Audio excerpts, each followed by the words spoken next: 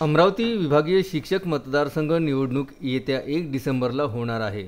या निवडणुकीत एकूण 27 उमेदवार रिंगणात आहेत। ही निवडणूक आता अत्यंत चुरशीची झाली आहे।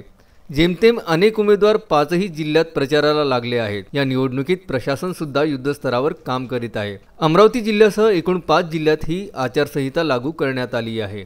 या निवडणुकीबाबत विभागीय आयुक्त तसेच मुख्य निवडणूक अधिकारी पियुष सिंह यांनी शुक्रवारी पत्रकार परिषद घेऊन माहिती स्पष्ट केली।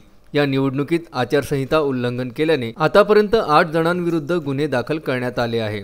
त्यात अमरावती 3, अकोला, बुलढाणा, यवतमाळ प्रत्येकी 1, वाशिम 2 असे गुन्हे दाखल करण्यात आले आहे। या निवडणुकीला 18 वाहन, 11 प्रचार कार्यालय, 90 बॅनरकरिता परवानगी देण्यात आली आहे।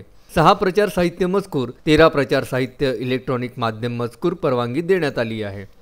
या निवडणुकीत उमेदवार यांना 29 नोव्हेंबर सायंकाळी 5 वाजेपर्यंत प्रचार करता येईल। या 48 तासात उमेदवारांना इलेक्ट्रॉनिक माध्यमांचा प्रचार करता येणार नाही। त्यात प्रिंट मीडिया अपवाद आहे। 5 जिल्ह्यात 29 नोव्हेंबर ते 1 डिसेंबर पर्यंत ड्राय डे घोषित करण्यात आला आहे। तसेच 3 डिसेंबरला मतमोजणी असल्यामुळे मतमोजणी होईपर्यंत ड्राय डे राहणार आहे। या निवडणुकीमध्ये एकूण 27 झोन अधिकारी, 77 मतदान केंद्र अध्यक्ष, 231 मतदान अधिकारी, 154 पोलीस कर्मचारी, 92 चतुर्थ कर्मचारी, 15 राखीव पोलीस दल, 231 आरोग्य कर्मचारी असे एकूण 963 कर्मचारी काम पाहणार आहेत, अशी माहिती पियुष सिंह यांनी दिली आहे। Vidarbha news bureau, Amravati.